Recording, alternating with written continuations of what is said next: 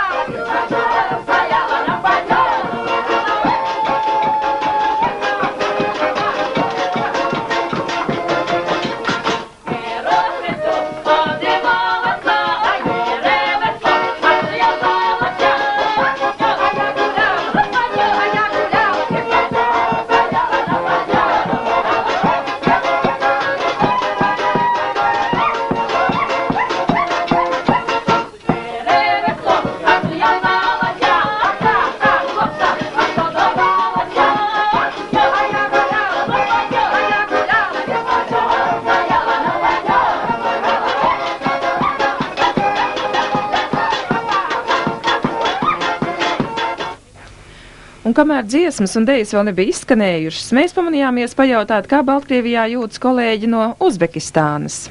Я считаю, что, наверное, то состояние, которое мы сейчас испытываем, его просто словами... Vārdos grūti šo sajūtu izteikt, jo labestības un siltuma atmosfēra ir tik liela, ka man ir tāda sajūta, ka es atrodos nevis Baltkrievijas ziemā, bet gan savas dzimtās Taškentas svelmainajā vasarā. Starp citu, cik šobrīd grādi ir pie jums? 25. Izlidojām ģērbušies uzvalkos, bet šeit esam ziemas drēbēs. Jā, pie mums jau tā ir silta vasara. Lai mazliet paraksturot uzbeku lauku cilvēku, es varētu teikt to, ka mūsu zemnieks ievāc vienā gadā 3 ražas. Крестьянин – это человек, который с земли снимает 3 урожая в год. Tas gan ir labi. Jā, mums ir tāda iespēja, jo vasara ilgst 8 mēnešus. Katrs bērns, kurš piedzimst Uzbekijas zemē jau no 3-4 gadu vecuma, zina, kas ir zeme, un šajā vecumā viņš arī stāda savus pirmos stādus. Šī zemes mīlestības ieaudzināšana no paaudzes paudzē rada normālu, veselīgu atmosfēru. Ту нормальную атмосферу, они никогда не задумывались о политике. Viņi nekad īpaši neiedziļinās politikā, neaizdomājas līdz nevajadzīgi nopietnām lietām. Viņš vienkārši ir zemes cilvēks, kas aug šajā zemē, audzina un baro savus bērnus. Mums vidēji katrā ģimenē ir līdz 10 bērniem. Lietas būtība nav mūsu temperamentā, bet gan mazliet citur. Laikam siltums vainīgs. Jā, un vienmēr gaismas nepietiek. Bet tā nu tas ir, un šo bērnu baru ir arī jāpabaro. Varbūt arī tas ir iemesls mākai izturēties pret zemi un no tās gūt maksimālo labumu. Aiziet uz mūsu austrumu tirgu, un tur jūs visu redzēsiet. Jā, jūsu vestās melonas mēs jau nogaršojām. Jā, mūsu zemē aug visi iespējamie augļi un dārzeņi, kas vien ir sastopami uz zemes.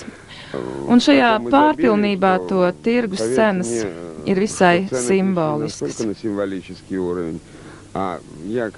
Arī es eju uz tirgu, man ir ģimene, un man ļoti apmierina tās cenas, kas pašlaik ir mūsu tirgos. Vai jums arī ir fermeri? Mums ir viss.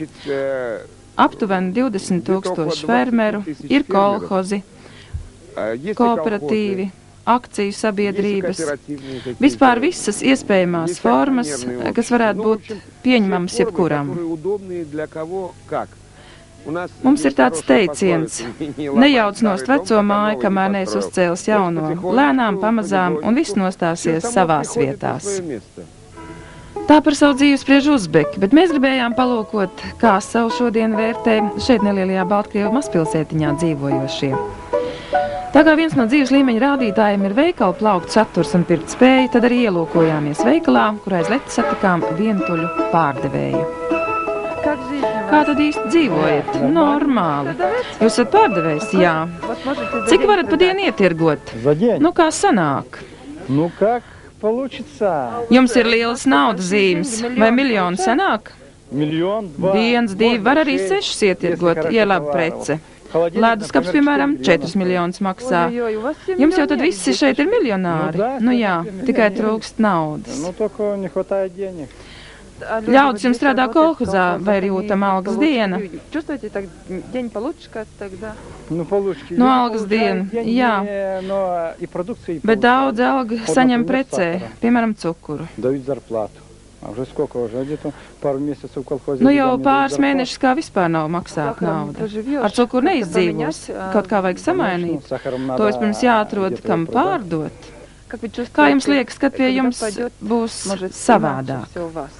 Nezinu, droši vien tad, kad cilvēks kļūs par privātu īpašnieku. Kad viņam piederēs kas savs personīgs, tad varbūt būs citādi. Jūs gribētu savu privātu uzņēmumu, un kas tas būtu? Nu, protams, katrs tirgotājs jau gribētu kaut ko savu organizēt, bet par to vajag izšķirties. Cik maksā diegi? 3300, tas ir kaprona auklu makšķerēšanai.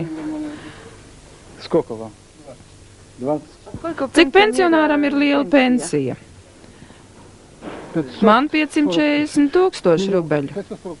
Mums ir nelielas pensijas, 540, tā ir vēl liela, bet vairākumam ir 300, 350 tūkstoši, 250 tūkstoši. Tāda ir ne tikai šī ciemata veikala plaukti. Ja atceraties, kādreiz tā izskatījās arī pie mums.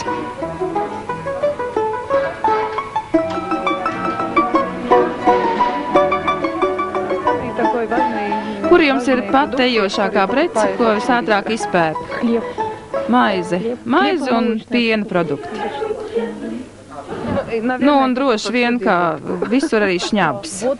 O jā, šņabi mums pērk teicami. Bet vienkārši maize ir pirmās nepieciešamības prece.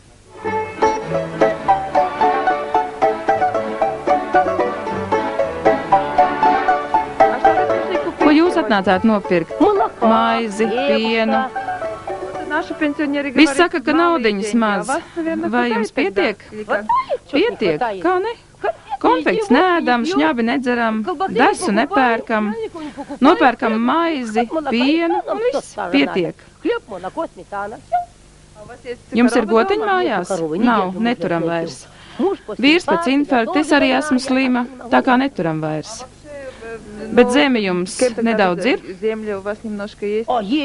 Ir zemīte, ir. Stādām kartupeļus. Paldies Dievam, kolhos dod mums stādāmo mašīnu. Stāda, apstrādā. Liels paldies viņiem. Kur jūs strādājāt līdz pensijai? Kolhozā strādāju, pastu iznēsāju, visur biju. 37 gadus atstrādāju. Esmu nogurusi. Bet pensija 420 tūkstoši rubeļu. Nu, pietiek. Ko jūs pensionārs darat, kad sanākat kopā dziedat vai ko citu? Ejam uz baznīcu. Vajag taču kādam Dievu lūgt, lai būtu miers virs zemes, lai mūsu bērni un mazbērni varētu dzīvot.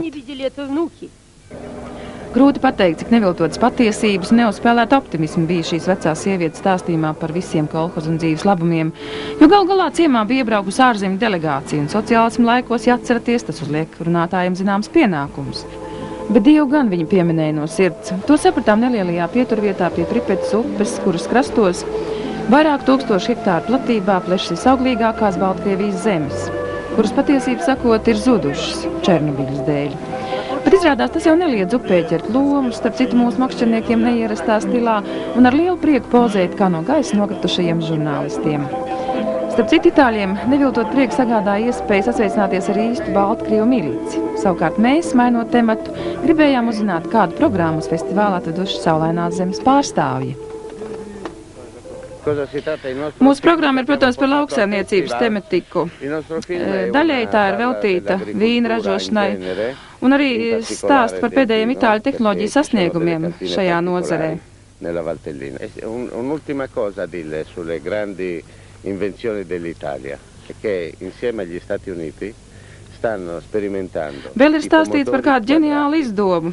Mēs kopā ar amerikāņu zinātniekiem esam veikuši kopdarbu un eksperimentu, lai izaudzētu kvadrātveidīgu tomātu. Tas ir tādēļ, lai transportēšanas laikā to varētu ērti ievietot kastītē un tas nesabojātos. Stanno sperimentando dei pomodori a forma quasi quadrata in maniera che riempiano tutto il volume dell'imballaggio dell'incassettamento. Kāda ir jūsu galvenā fermera problēma?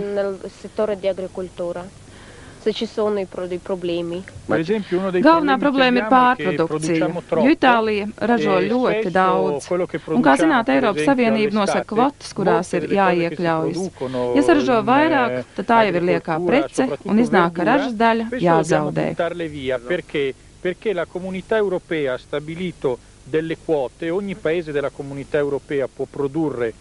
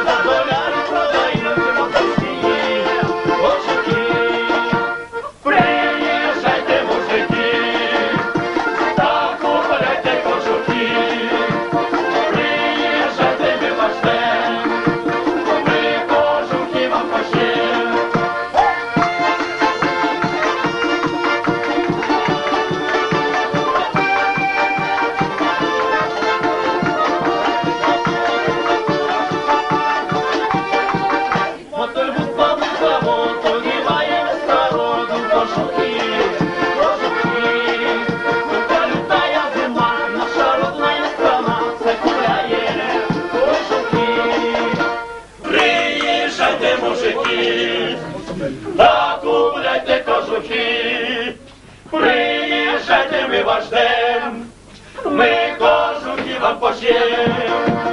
Приезжайте, мужики, да купляйте кожухи, приезжайте, мы вас ждем, мы кожухи вам пошьем. Viena no interesantākajām vietām, kurā pabijām esot Baltkrievijā, bija unikālais Belavežas dabas muzejs. Tur mūs sagaidīja pats Gāršas saimnieks, milzu sumbrs. Tam pateicoties 20. gadu beigās sākās šo jau izmirušo dzīvnieku atgriešanās savā kādreizējā izcelsmes vietā. Sumbri tie ir Belavežas Gāršas lepnums un simbols. Un patiesi unikāls vīrs te ir arī šī muzeja ilgadējais direktors Pāvels Mihaļevičs, no kur īsajā tikšanās brīdī uzzinājām ļoti daudz līdz tam nezināma. Nu, kaut vai to, ka pasaulē starp izpētītajiem vairāk nekā 1000 šīs vienas sugas putniem nevar atrast līdziniekus, ka lakstīgals katrā zemē dzied savādāk un vēl daudz dažādu jaunumu.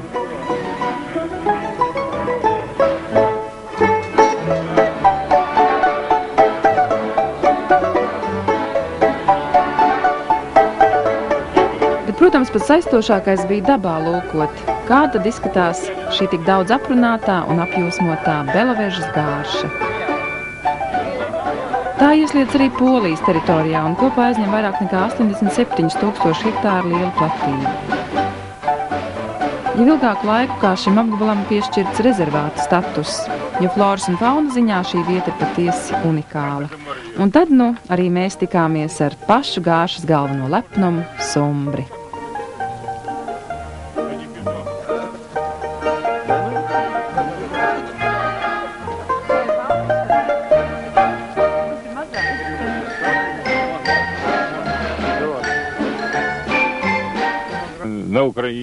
Mūsu sumbri ir sastopami gandrīz visur – Ukrainā, Aizkarpatos, Karpatos. Bet kāda sumbri dzīvo Latvijā? Tikai mūsu.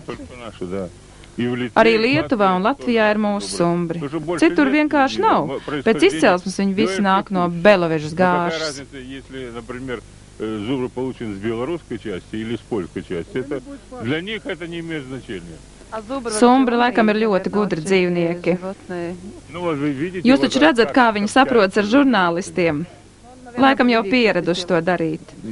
Jā, tie, kas dzīvo šeit Valeros, jā, bet savvaļas sumbri uzvedība ir pilnīgi citāda. Šis mazais sumbrāns ir dzimis pagājušā gada 1. decembrī. Es nepārteicos, jo parasti viņi dzimst maijā, jūnijā.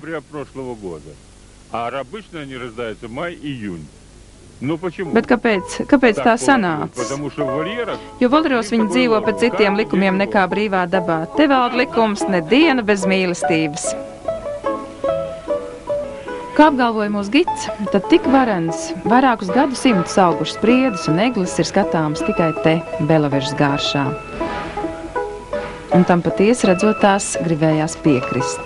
Вот такая вот елочка. Это только у нас и больше нигде.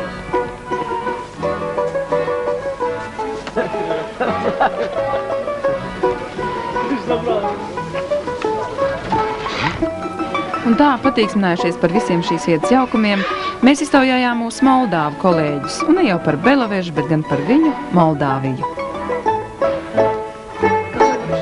Kāds ir jūsu zemnieks? Mūsu bagātība tā ir zeme. Ja citās valstīs ir vēl citas bagātības, tad mums tā ir vienīgā. Tad mums ir ļoti līdzīga situācija. Un, ziniet, katram cilvēkam sanāk tikai viens nepilns pushektāra zemes. Bet cik liels ir jūsu fermeru saimniecības?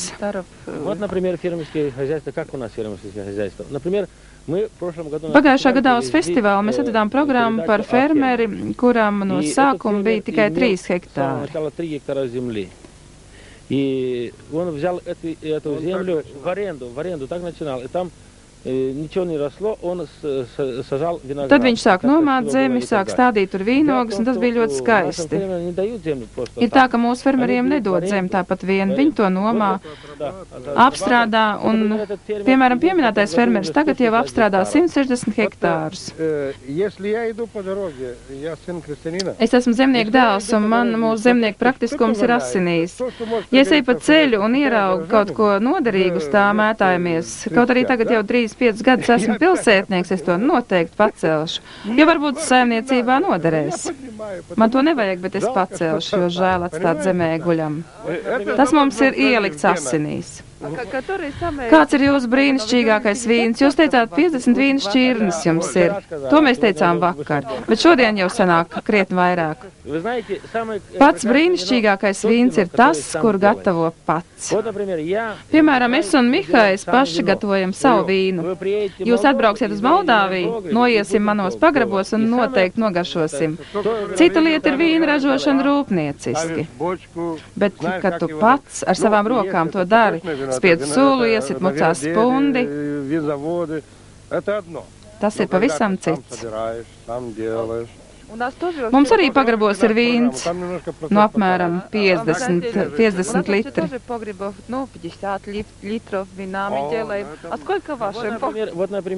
Manā pagrabā, piemēram, ir 7 mucas vīna, un kopā tajās ir 3,5 tonnas vīna. Bet jūs zināt, kāpēc mēs tik daudz darinām vīnu? Kāpēc?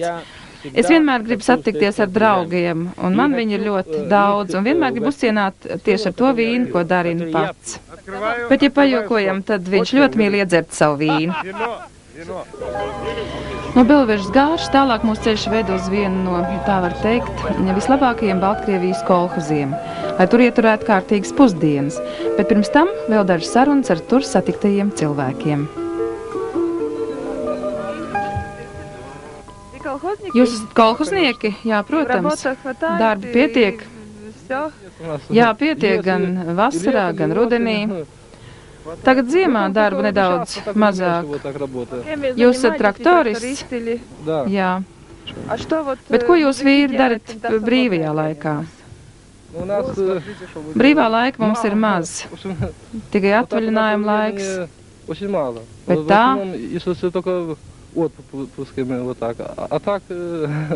Bet alga normāla?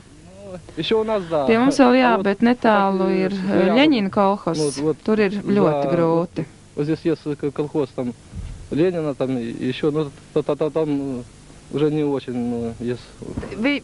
Jūs negribētu savas fermeru saimniecības? Paklausieties, mums ir fermeru saimniecības. Bet cilvēki strādā, kā katrs māk.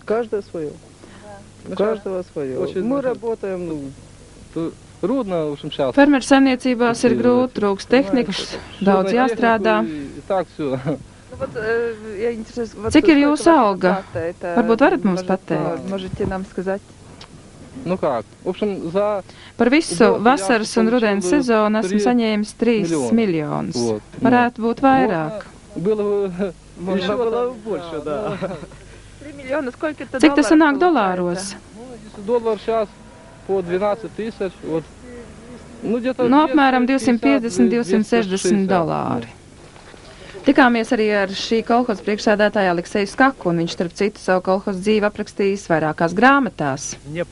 Man ir patīkami, ka vismaz kaut kas jums pie mums ir paticis, tāpēc, ka pēdējā laikā mums tādas lielas žurnālistu delegācijas tikpat kā neviesojas. Ir patīkami, ka atbraucāt, patīkami, ka apmeklējāt. Uz grāmatas vāka jūs vēl nesat tik sirms, laikam jau kolhoza vadīt. Ir grūti?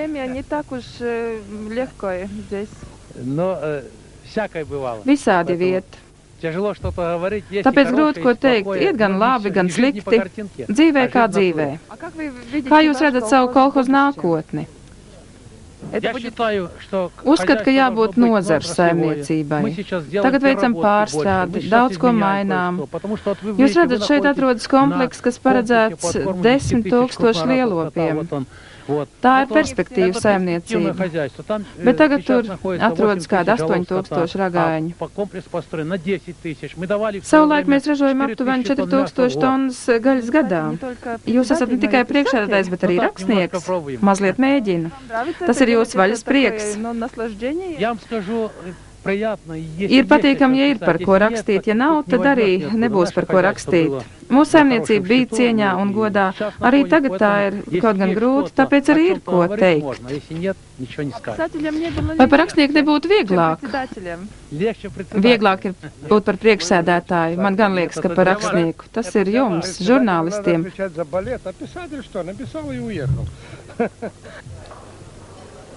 Un tad jau sekoja arī pusdienas, kuras, protams, bija sarūpētas ar šī paša kolhoza svētību. Un baudījums bija ne tikai miesai, bet arī garam.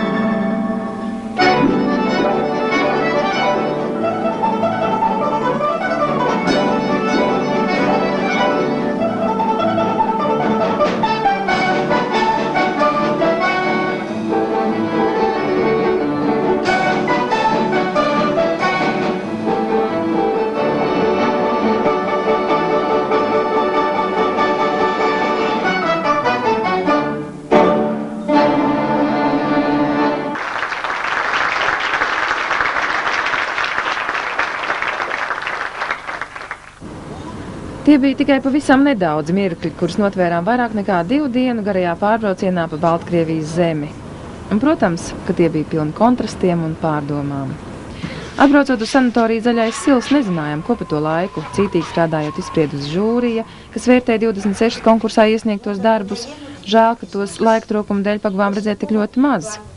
Bet lielākais ieguvums tomēr bija jaunas iepazīšanās un sarunas. Mums gribējās jums pajautāt, kā šodien dzīvo ungāri.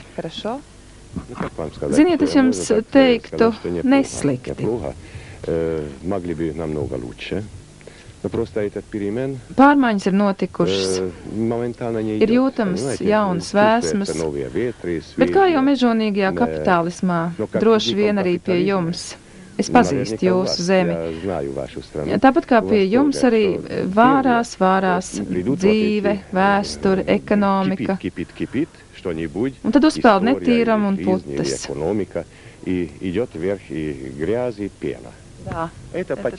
No tā mēs Lenītēm aiziesim, bet pēc tam paliks kaut kāda tīra ekonomika un dzīve. Es pat īsti nezinu, kā to pateikt. Lai Dievs dod, kaut tā būt. Kā tagad izskatās jūsu laukos? Kādas sabiedrības vai kooperatīvi veidojas? Mums ir ļoti maz kooperatīvu palikuši. Pavisam nedaudz ir tādu ļoti lielu, kā kādreiz pie jums to sauc par sovhoziem. Mums vairs tāda nav.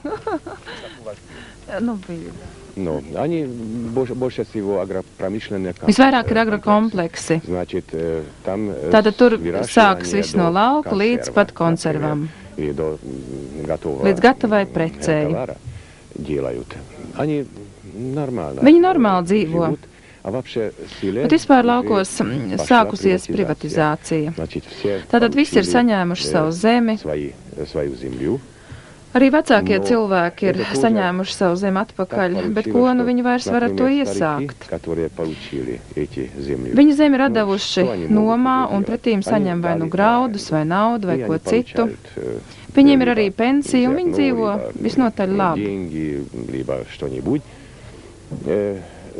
Чуть лучше им, потому что у них есть пенсия и Bet mūsu laukos šobrīd parādās nevisai laba lieta. Daudz no laukiem aizaug. Kā ir pie jums?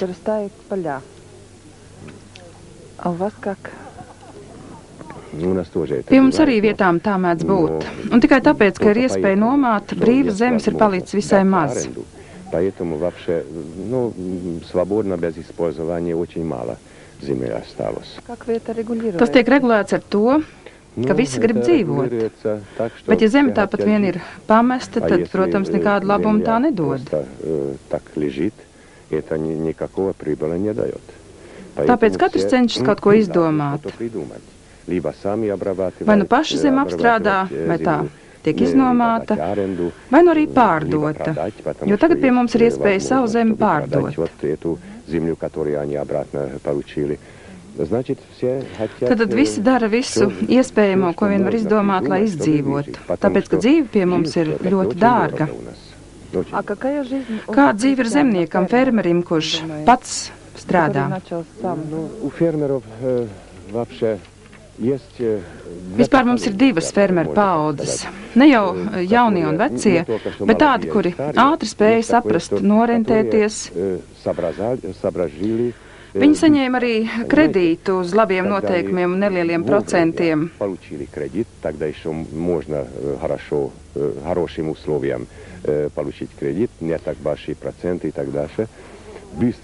Ātri nopirka tehniku un saņēma arī pat bezprocenta kredītus. Viņi brīnišķīgi izdzīvojuši tagad un izdzīvos arī nākotnē.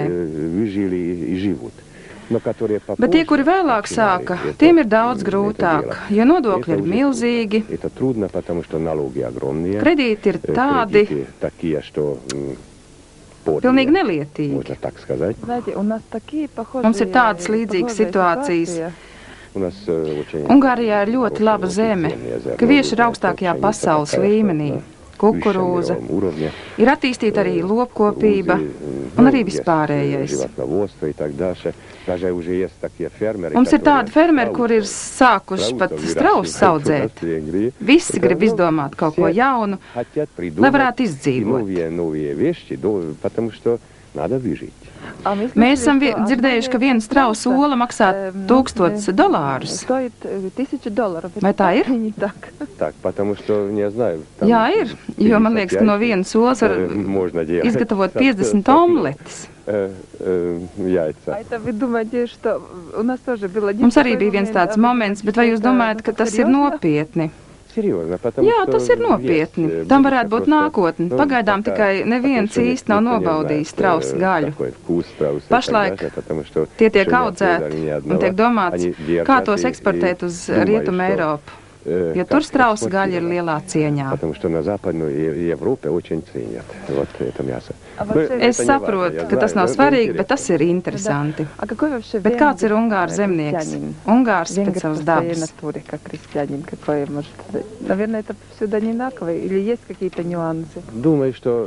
Zemnieki visā pasaulē ir ļoti līdzīgi.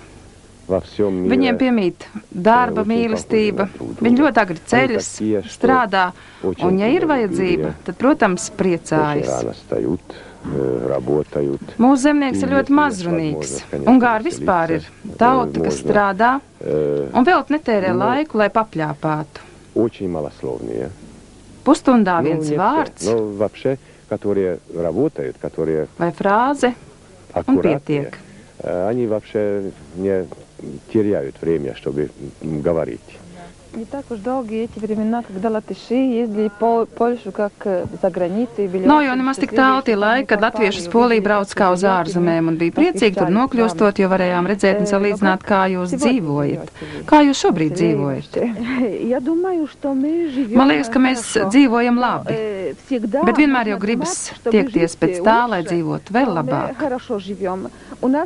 Šobrīd mēs esam sajutuši savā valstī lielu augšupēju, jo visas ekonomiskās lietas virzās uz labo pusi. Pie mums visos laukos ir bijis daudz pastāvīgo saimnieku, kuriem ir piederējusi sava zeme.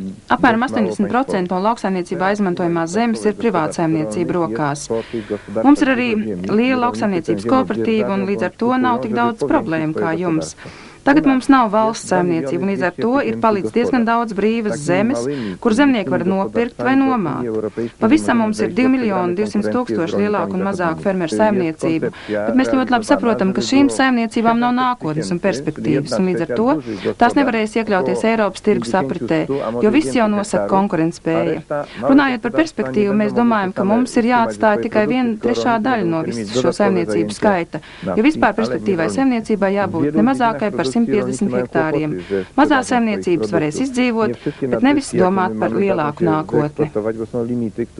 Nie pozwalają na eksport, ewentualnie cena eksportu jest bardzo niska, jak w przypadku na przykład cukru. Un ja mēs kopumā vērtētu šīs Baltkrievijas zemē aizdītās dienas, tad varētu teikt, ka tās bija piepildītas ar milzu daudz vaicājumiem un interesi vienam par otru. Varējām gūt salīdzinājumu un apjaust savu zemi citu valstu sakarā. Tā arī liekas ir lielākā bagātība, ko atvedām mājup, katru sevī izvērtēdami. Nenolieksim arī to, ka savu zemītes radošajai grupai visai saviļņojoši un negaidīts izrādījās pat šī festivāla noslēguma brīdis. Varbūt arī jūs, kas mūs mīlat, būsiet priecīgi šovakar uzzinot, ka šajā festivālā, kurā ar 26 programmām piedalījās 14 citu valstu žurnālisti, mums palaimējās iegūt pirmo vietu. Šis panākums, protams, ir pelnīts kopā ar jums visiem, kas esat stiprinājuši un balstījuši mūsu raidījumu. Paldies jums par to! Un vēlot jums kādu gaišu staru Ziemassvētku gaidīšanas laikā, šovakar no jums atvadāmies. Uz tikšanos jau nākamgad!